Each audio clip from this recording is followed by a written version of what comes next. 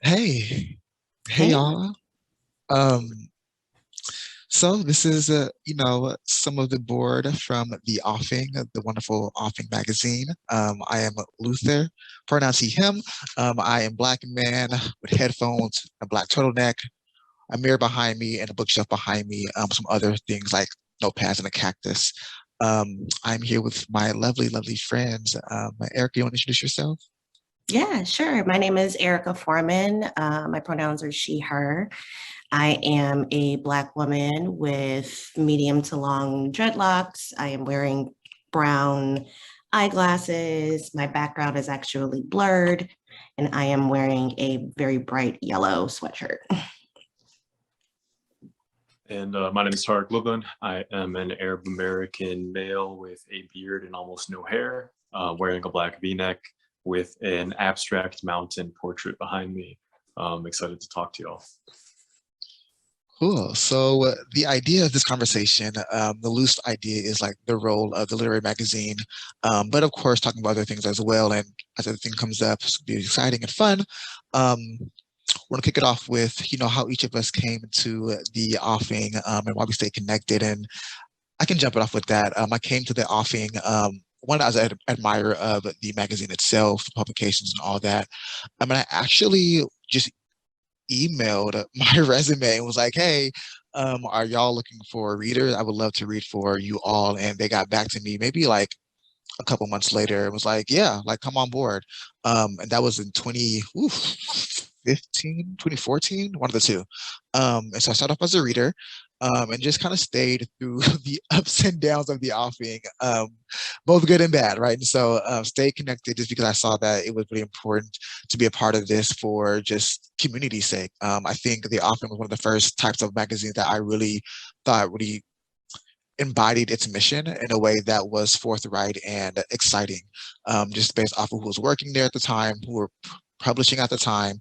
And then from there, being a reader, I became an assistant poetry editor or associate, one of the two, and then moved up to being an executive editor when Mimi was promoted to editor in chief and worked with her for a couple of years to make sure that the offering was still pushing forward and to be what it is today. And now I am a lovely board member, kind of rose through the ranks throughout the years, actually, with what it feels like.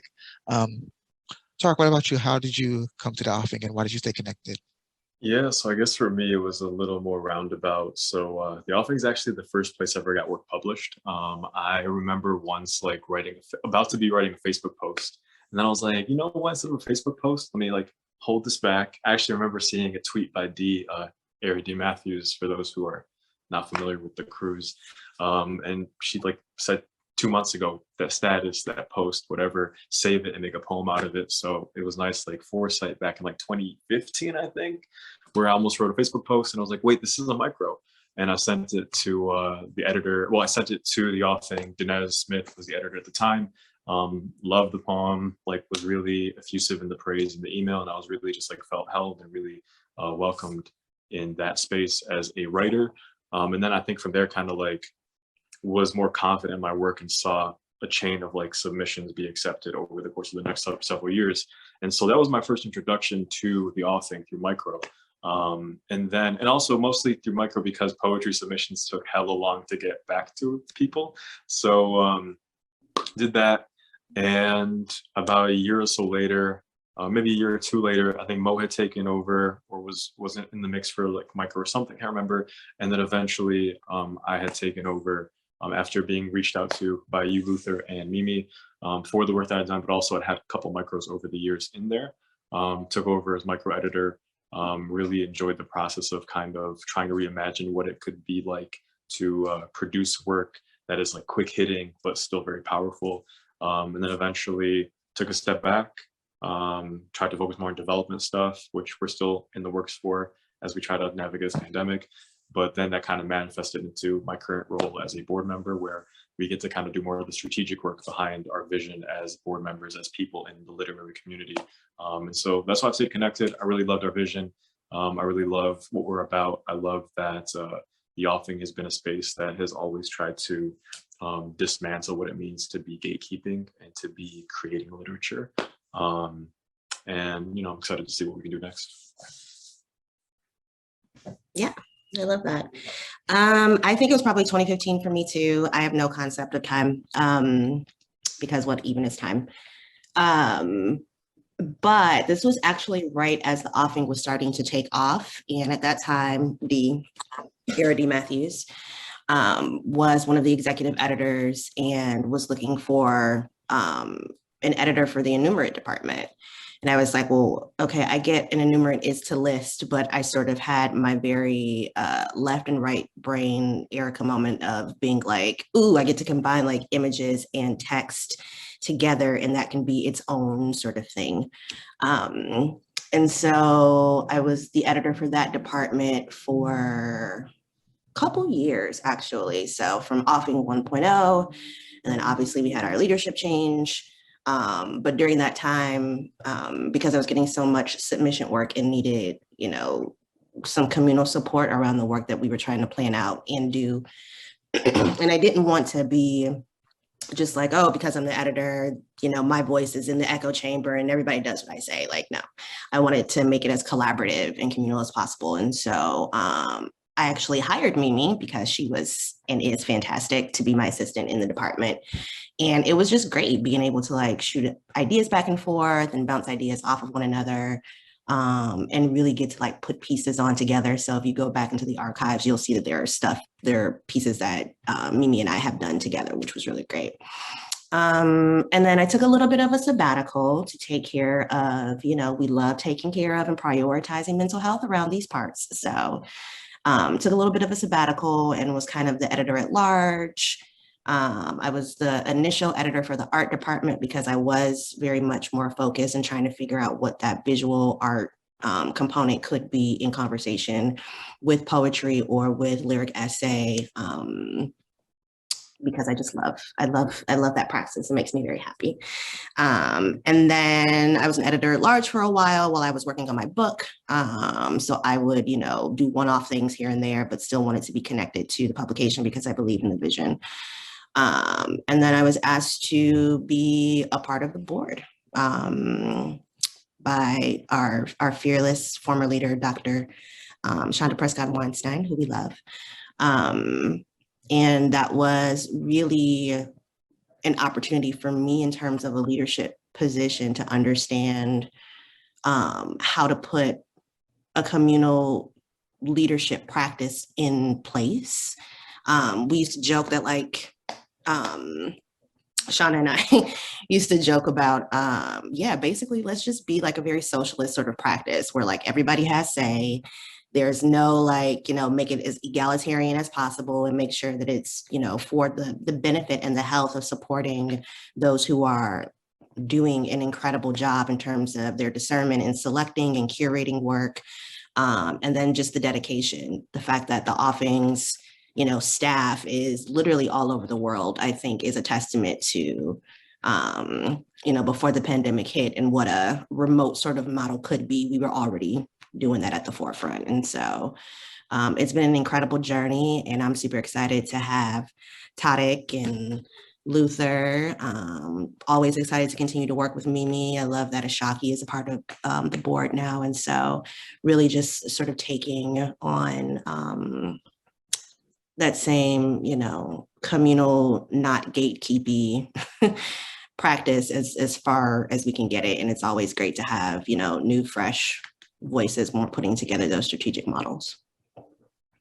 It's so funny. I feel like I don't know, Tariq, if you met before the offing or you were published for the offing, but I feel like I met you through your publication. Like I found New York because of your publication in the offing.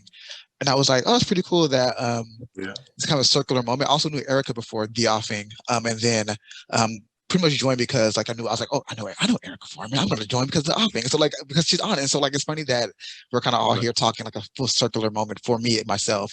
So it's pretty cool.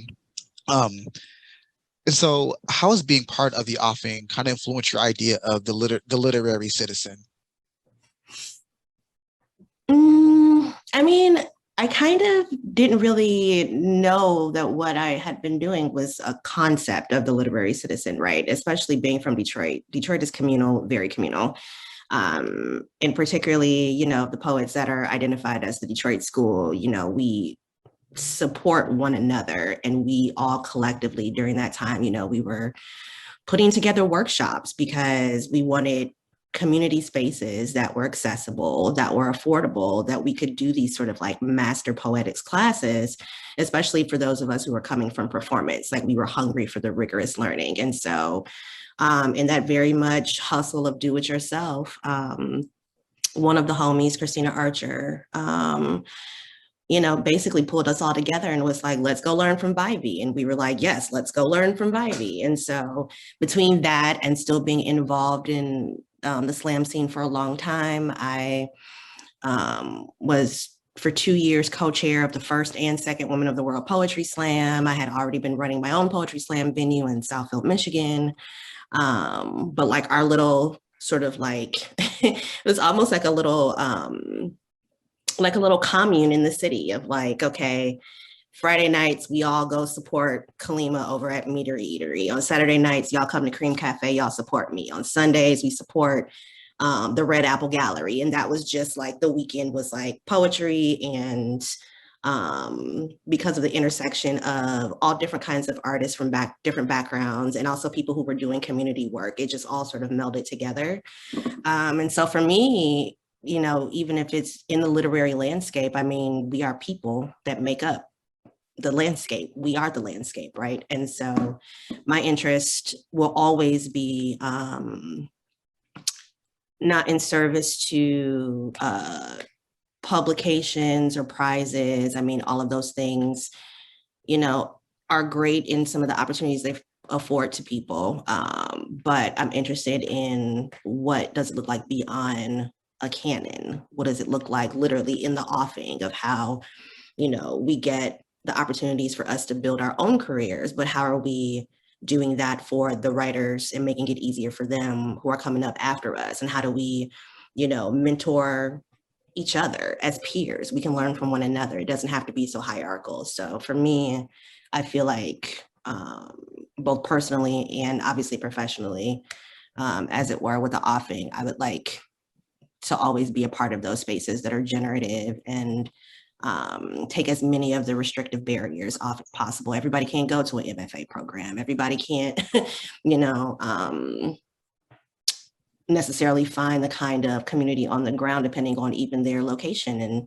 and where they are. And so we can, you know, mitigate some of that with, like Tariq was saying, feeling so welcome and being embraced. I think that that's really important. Yeah, I think to piggyback off what Eric is saying, like for me, when I think about literary citizenship, I think of friendship first and foremost. And there's so many layers to get into with friendship and like how we make connections with people, especially like coming from slam, where I think like I think a lot of folks, they used to use the word like slam family, and I was like, is it really a family, or is this really just a network that y'all keep collapsing? Because, you know, and not to get too into it, but like a family is more intentional in my opinion, and sometimes I think that there's something to be said about the language we use to kind of describe the communities we find ourselves in.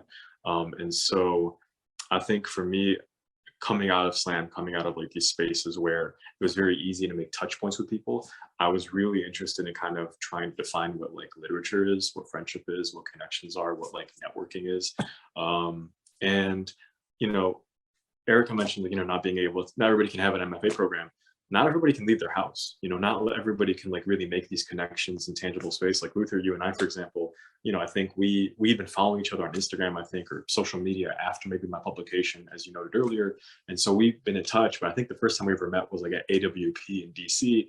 And then you and I hung out with Gabe Ramirez. And so it was like this, it's like I had known you for much longer than that.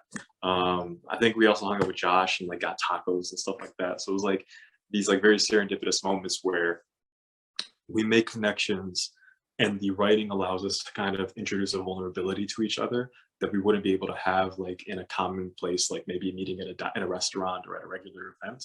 And so I think about the ways in which friendship kind of sows seeds through literature over time. The other thing I was really curious about, or really interested in like trying to explore as a literary citizen, is just this idea of, we talk gatekeeping, but like for me, for example, I'm like, the generation like after the Detroit school. And so some people might look at us and be like, oh, well, Tariq, you're part of the board because clearly there's a Detroit connection with Aricka. And like, actually was never the case. I think Aricka and I never really connected until the offing. And that was years after the fact. And so like, it's really beautiful to see these natural connections happen and these like very interesting associations we have with each other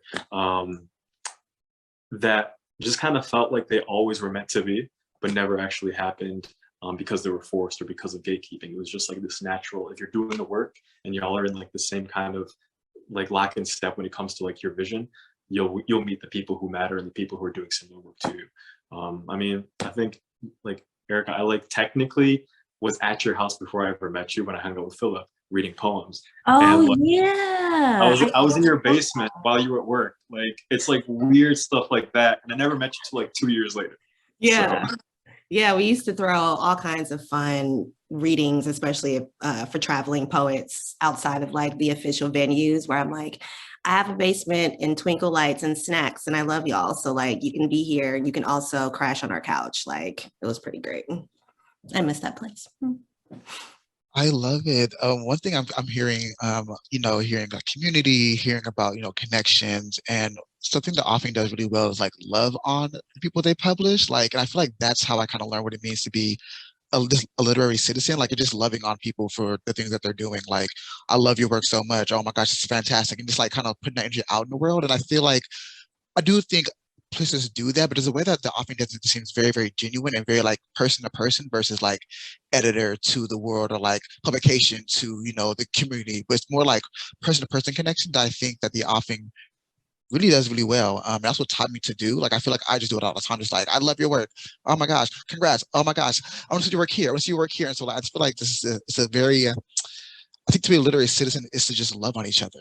And for being human beings and like noticing that like we are human beings and we do have other things to take care of in our lives. Poetry is one element of ourselves. And so like, of course I want to celebrate that because you took time to make this thing. Like, that's crazy that you did that. Love it. Keep doing it. Keep going. Keep pushing, right? And just like supporting each other in those simple ways, I think is just the bare minimum of being a human being. That I think, again, like the offering does that. It's natural, it feels like. It doesn't feel like it's forced or anything. But back to the idea of community. So what do y'all think the role of the literary magazine is for community?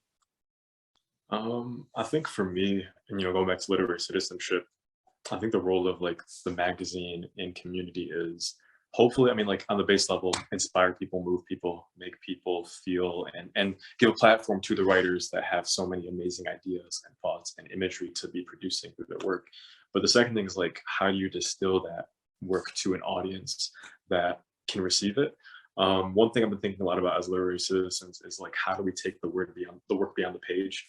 How do we take it so that way it's not just a pretty thing we read, but like a pretty thing, like a beautiful thing that moved us and helped change us as people. So with the magazine, I think, and we've seen a lot of like these kind of like kerfuffles with other magazines in the past where like there is a lot of question around like, what is the role? Like, what is censorship? What is like pushing an agenda, so to speak?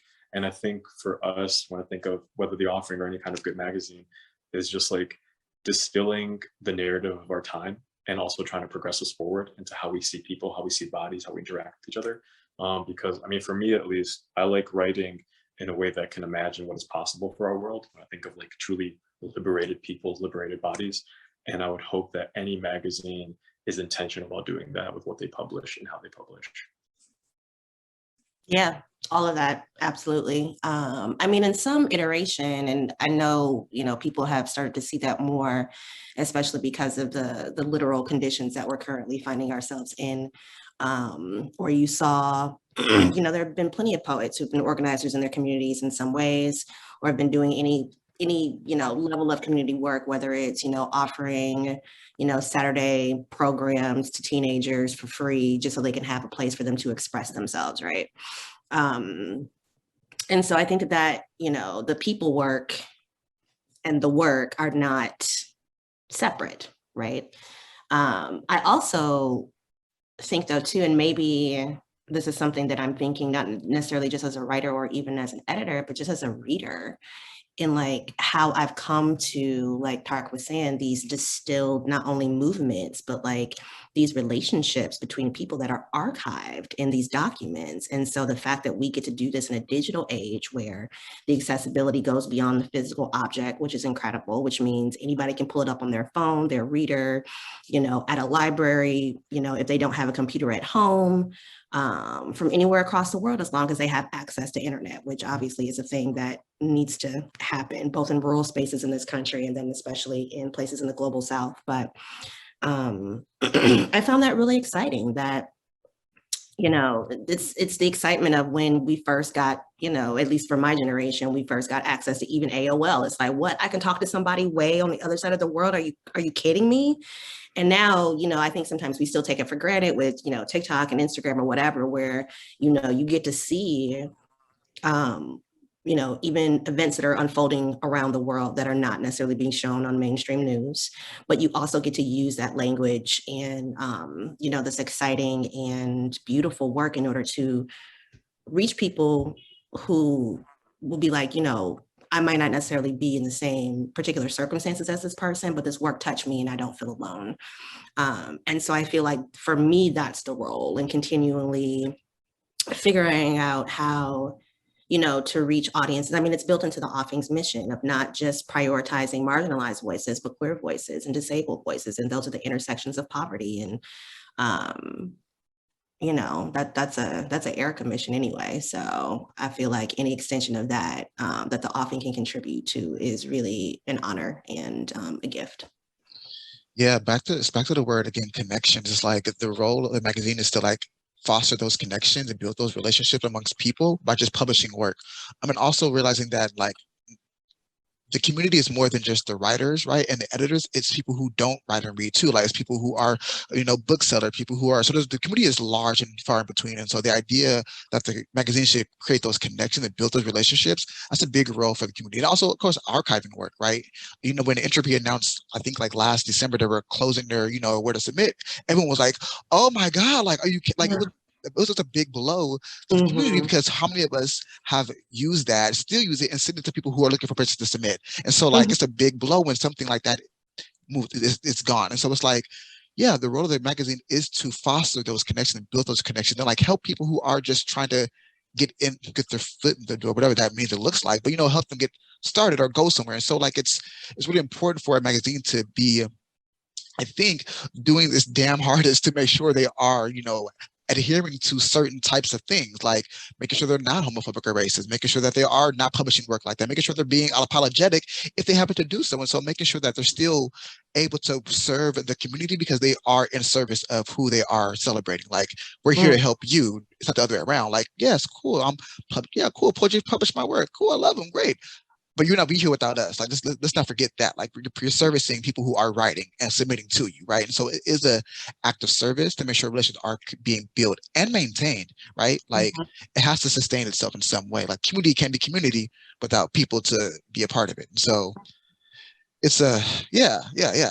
That's like one of the big things I keep thinking about, because like when Aricka reminded me of this like thing I think about, which is like, as writers, we're historians, but also like future architects. Like we're doing the work in both ways, like tracking what we've done as humans, like what our human history is like, but also where we can go. And when I think about like, you know, if a like website shuts down, this is why I'm really curious about like what we do in like as literary citizens and as magazines outside of the digital space. Because like, I'll be real, y'all, I think about the apocalypse all the time. And when internet goes down, I'm really curious about like how we turn back to books, how we turn back to literature, how we even capture stories, because like how much of our work isn't documented as the author in like physical print, because I'd love to be able to be in a space where it's like, no matter what happens, we have that literary history for us to write for the future. But that's, you know, some like, hopefully an apocalypse isn't impending soon, but I don't know, y'all. It just kind of looks like it might happen sooner than later. But I think about. So. Yeah, but also, you know, I mean, there's two things that I exhaustively say, and people can stay tired of me saying it. Number one, you know, very much in the same vein in Winston Churchill saying that history is written by the victors, which is a very imperialistic and war-based way, right? For me, it's the poets are the ones that tend the record, right? All the things that have been erased, all of the things that have been purposefully erased, all of the things that have been lost, but yet we still manage to find our ways no matter what the conditions are. And so, not to say that if, apocalyptic doom happened next week, let's not wish that into our lives. But, once we get through the survival phase, I don't think you can't continue histories or peoples or languages without having some sort of record. So I feel confident that ultimately we would find our way definitely back to the physical object. And that's something I definitely think about all the time as well. But yeah, I don't know. I don't think, Baldwin says the people and the poets don't necessarily get along, but they still live and are in relation to one another, whether or not they want to be or not. And so, we're not the first. We definitely won't be the last. It'll be okay.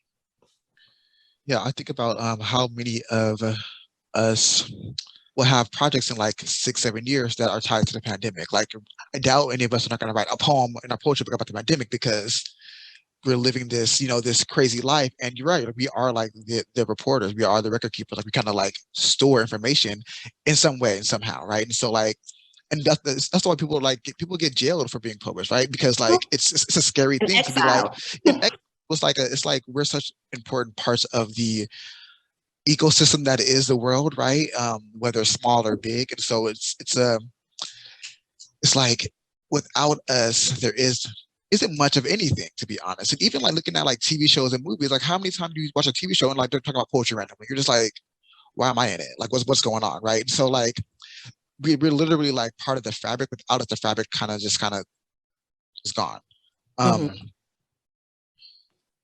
Yeah, I mean, that's the role of the storytellers, right? The storytellers are the one not only that keep the records and maintain the languages, and you can especially see this where there are active Indigenous projects right now that are happening in communities of trying to retain Indigenous language. And that's such, a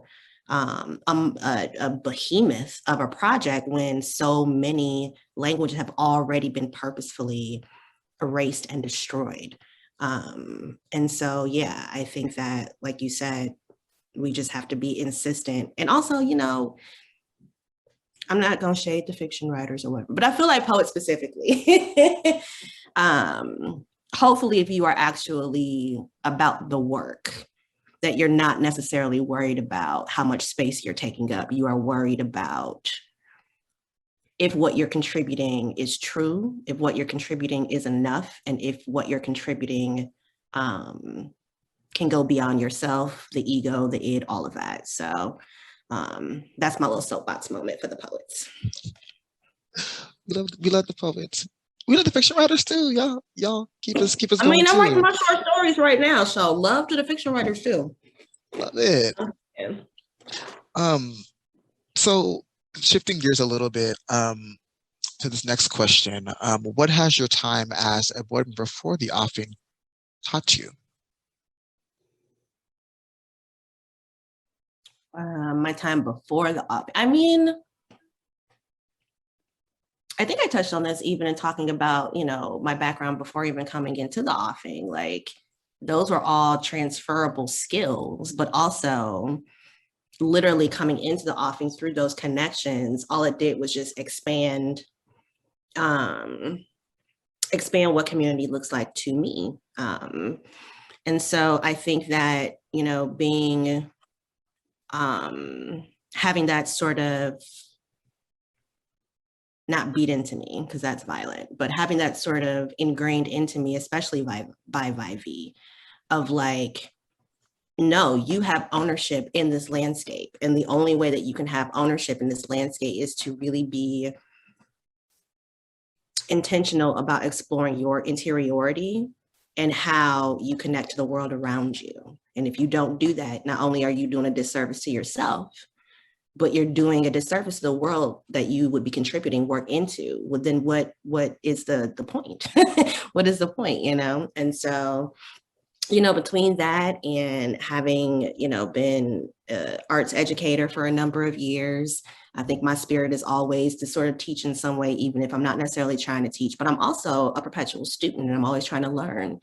And so, you know, between that and knowing how to work collaboratively with people, especially working in slam and especially putting on a huge individual festival for the first time, and doing an incredible job, if I do say so myself, because I got to work with some incredible women to like really get Detroit to not treat poetry as such a niche thing, because we were always trying to figure out, like, we had all kinds of people that would come to the poetry venues that, you know, weren't writers themselves, maybe had never even been to a slam competition, even when there wasn't a slam person. But now you get to hear this story from this incredible trans poet from Texas that you would have never gotten to hear otherwise had you not come into the space. And so I think the offing really just sort of refined some of those things for me and put them maybe in more, you know, strategic, sort of practical ways of like, okay, this is also how to look at an editorial calendar. And this is also how to invest in, you know, looking outside of even your immediate connections. Who else is writing in the landscape? Oh, no, I don't know about this person. Let me go check out their work. Oh,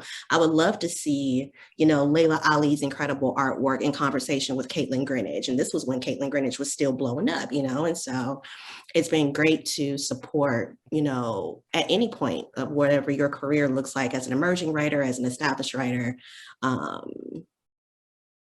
Yeah, I think the offing has definitely tried to make me be as a large kind of global of a reader and thinker, hopefully, and reader and admirer as possible.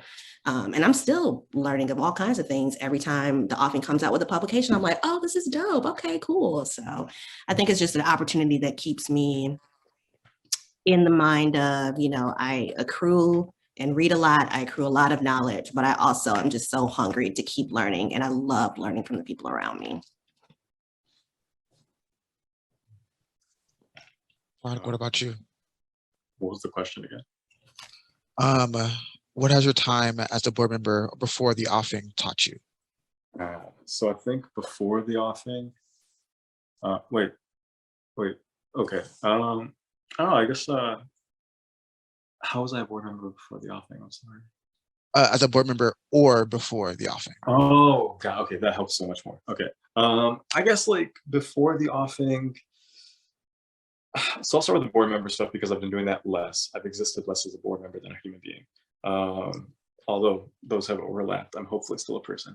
I think being a board member kind of like, I was really hard on myself. Like you hear board and you're like, oh, you need to be doing like all these things. And I also came in as treasurer. So I'm just kind of like, oh, I need to be doing X, Y, and Z. But you know, I realized over time, like it's actually not that serious. Like, I mean, it is serious, but like it's not that hard.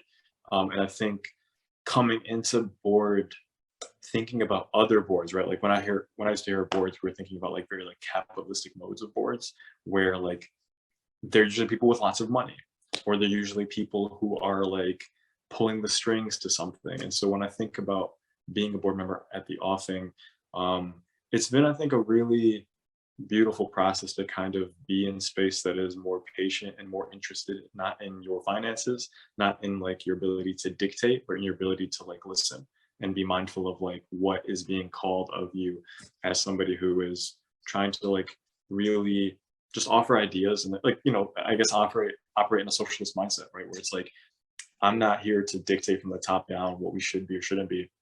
I'm here to be in community with y'all and just like offer my expertise in a way that is consistent with our goals, but also mindful of like, you know, just looking at the literary landscape, but also beyond it, and trying to like be very intentional about what does literature look like alongside technology? What does technology looks like alongside like human social interactions, and just like kind of before being board member and before even like really being an editor, I'd been I had been in slam as well. I had been in spoken word myself. I had coached a couple of years. I'd been a teaching artist very briefly.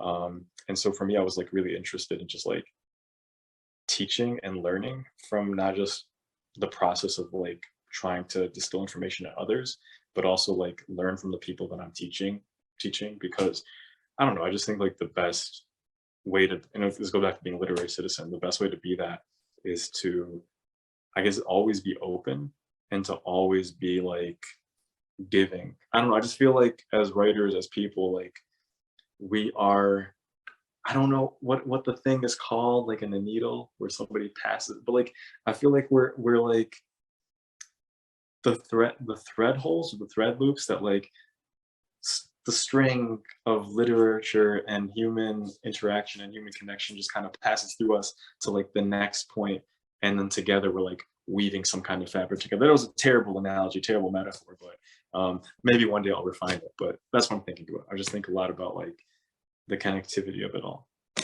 I used a lot of hand motions for those who are listening. So No, I thought that was beautiful. It's definitely a tapestry, and I love that. how about you, Luther? How has your time been? Yeah, I think it's been great. Something that you said, Aricka, that really stuck with me is like it like taught me how to be hungry for words and for knowledge and for just seeing people's work. I think I've always been that type of person who like loved to like read work and things like that. But after going through grad school and kind of being like, girl, I am tired of reading a certain way or talking about work a certain way. I am just through. No shade Mm. to my program. I love my program. Love my teachers. It's exhausting work, and it never ends. It feels like, and so I feel like I've lately been learning a lot just from like the offing and how always how we publish things. It's like it feels like it's um almost every day, and I'm learning how to just be a better reader of things, and appreciate reading and appreciate sitting with things versus having to sit with something for an output of something else. I'm just like and taking and taking and taking and like letting that kind of just digest and simmer how it wants to be, without needing to have an output, without needing to then go write a poem because I'm inspired by a poem that I just read, or having to like talk about it with somebody, where I can just like let it sit with me and celebrate them, whether publicly or to them individually, or just to my boyfriend or something. And so like just like allowing myself to kind of just sit with stuff, and again, how to be a reader and how to be hungry for certain types of knowledge, something that for sure I have learned over the years, by being with the offing, and even more so being a board member who is not doing the day-to-day stuff like I used to do with the offing. And now I'm just like really like not on the outside, but it kind of feels like sometimes it's like, dang, I wonder what they're doing today in the offing. What's happening? And so it's like, I'll just pop onto the website and say, oh, they published this today. Of course they're doing something. And so I kind of do miss that aspect of like the day-to-day stuff. But however, being outside of it, learning to integrate types of reading within my day-to-day life, that I'm thankful for, I'm grateful for. Um, which brings us to the last question. Um, how do you all think the offing has impacted this thing that we are calling the literary landscape? It's doing a good job. I don't know. I think it's so weird to talk about as like a board member, because for me, I'm just kind of like, oh, I'll just like let other people talk about us. Like I feel like kind of egotistical talking about what I think we're doing. But I mean, I think one of the reasons we joined, or at least I joined, was like we talk about gatekeeping, we talk about this archive, and I think we've done a really good job of, at least I think the offing, not just us, just like the offing in general, has done a great job, whether it was before us as board members or and even as after we've long left. I think it will continue to be a space that opens the doors for a lot of people to have their voices heard, and to have their narratives seen, in ways that haven't, and I think is inspiring other aspects of the landscape. Right, like it's one thing for us to be like one platform that does this, that like gives a voice to marginalized voices, but also a variety of other voices.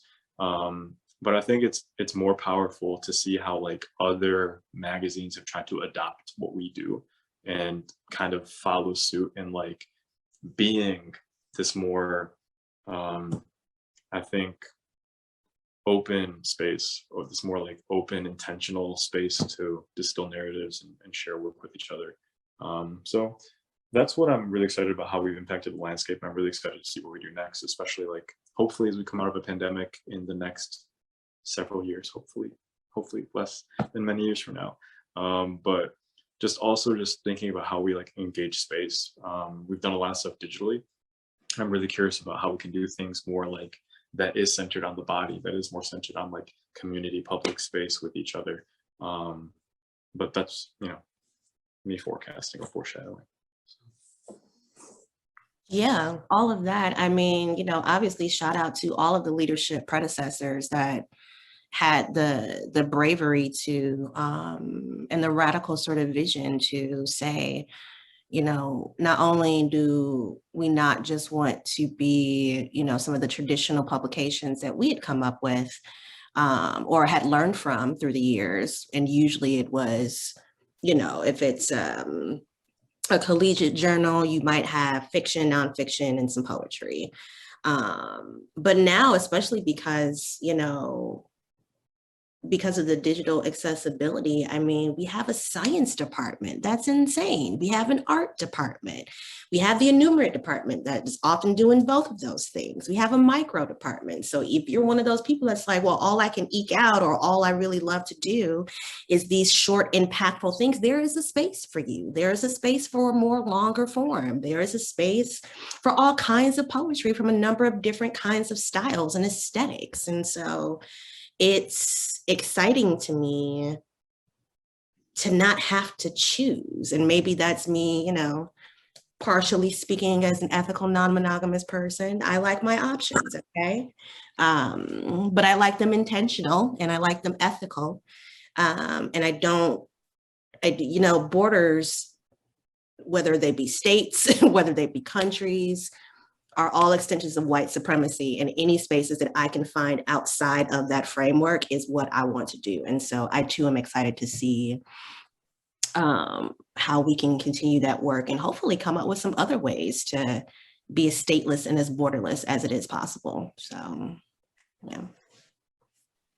Yeah, that's something I was going to say too. Is like I think the Offing was one of the first of its kind to have this many departments. Besides like collegiate, you know, journals and magazines, right? 'Cause they always have nonfiction, nonfiction, fiction, and poetry. That's common stuff. But I feel like, yeah, we're for sure one of the first who had like a micro, right? Who had like an enumerate, who had like a funny department. Like places are starting to do that, but I think the Offing was for sure like one of the leaders in like creating this wild and crazy thing that publishes every day on top of that too. So it's like I'm getting poetry one day, is it fiction the next day? And like what are y'all talking about? What do you mean by that? Like what's happening? And it's like, yes, girlies, we're doing it all today. Yes, we're doing it all this week. Mhm. And so it's so cool to see like how that came out. And also like they came out the Often came out the gate pretty heavy handed with like a lot of heavy hitters too. So it was like, wait a minute, you have all these wonderful people who are published and the editors are amazing. Like, how are y'all doing all this? Or everyone was just like, we're just doing it. Why not? Like, because we can. And I feel like this every great thing is starts with like a why not just do it? Like we need to do it. We need a space for us to do so. So we're gonna make our own space to do it. And so like I think that's kind of how for sure the Offing impacted the landscape because after a while everyone was like, well, let's just do it. Let's just do it. Let's just try it. Like I said on my journal, I was like, I'm just do it. Like why not? Like why not do it? Like I want this space. I need this space. I'm sure others need this space. I'm just gonna do it because the Offing I feel like creates a space where you can just be like, if they can do it, I can do it, or like you know, like it seems possible, so I'm gonna do it too. And so I think that's for sure how they impacted the landscape in a very like structural way. Mm-hmm. Yeah, I mean, we should be encouraging imagination and innovation any way that we can. There's so many, you know, whether it's capitalism, whether it's white supremacy, whether it's misogynoir, whether it's ableism, there's so many things that are just doing everything to strip us of joy and imagination. And I cannot live in that world. I cannot. I would like to abolish all those things. So if we can have a pocket of the world where somebody can come in and have a you know, breath of fresh air and start to like think about their own dreaming, things that maybe they've been putting off or things that maybe they've forgotten or things that they thought, I don't know if I'm ready or if I don't know if I have the right connections. Like a little ingenuity and, you know, a Squarespace subscription will get you a long way, baby. You can do what you want. So I'm so incredibly, again, grateful and appreciative to the predecessors in terms of leadership and all the things that they bestowed and just again coming to the table with this vision like Luther was saying of just being like why not? That sounds dope. Yeah, let's do that too. Yeah, I know you're interested in like, your weird photography stuff. And like the first piece that I did as an enumerate editor was with Chris Abani's photography, which is gorgeous. Outside of obviously him being an incredible poet and fiction writer. And so, yeah, it's just a fun space that makes my brain and my heart and my soul alive, and internally grateful and incredibly grateful to y'all for being a part of this work with me. Well, thank you both for this conversation. Really, really fruitful. Also just needed to like to air some things out real quick about some stuff, so thank you for talking and conversing, and I'm so grateful to know y'all. Like, I love y'all. Y'all are so amazing and brilliant. I just think the world of you both. You are the best. I love you so much, Luther. Thank you, Luther. Thank you, Aricka. Yes, thank you, Tariq. And thanks for leading this conversation. This was beautiful.